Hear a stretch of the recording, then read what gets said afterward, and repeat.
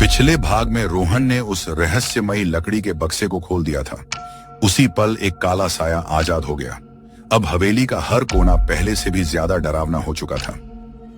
काला धुआं धीरे धीरे इंसान जैसी आकृति बना लेता है। उसकी 2 लाल आंखें अंधेरे में चमक रही थीं। 50 साल से मैं इस बक्से में कैद था।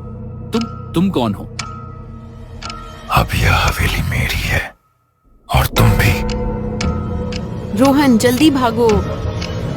दोनों दौड़ पड़ते हैं। वे मुख्य दरवाजे तक पहुंचते हैं। जल्दी दरवाजा खोलो। दरवाजा नहीं खुलता। हम फंस गए। दरवाजा नहीं खुलता। पीछे से फिर वही आवाज सुनाई देती है। यहां से कोई बाहर नहीं जा सकता। भागते भागते दोनों एक पुराने कमरे में पहुंचते हैं। चारों ओर धूल भरी किताबें रखी थीं। ये जगह शायद लाइब्रेरी है। रोहन को एक पुरानी डायरी दिखाई देती है। वह उसे खोलता है। डायरी में हवेली का ऐसा रहस्य लिखा था जिसे आज तक किसी ने नहीं पढ़ा था। इस हवेली का मालिक एक लालची जमींदार था। उसने एक साधु से झूठ बोलकर उसकी अमूल्य मणि छीन ली। जब तक सच्चा दिल इस श्राप को नहीं तोड़ेगा, तुम्हारी आत्मा इसी हवेली में भटकती रहेगी। तो वही जमींदार अब काला साया बन चुका है। दीवार अपने आप खिसकने लगती है। पीछे एक अंधेरी सुरंग दिखाई देती है। चलो, शायद यही बाहर जाने का रास्ता है। सुरंग के अंदर अजीब निशान बने थे। दीवारों पर पुराने दीपक जल रहे थे। सुरंग के अंत में एक छोटा मंदिर था।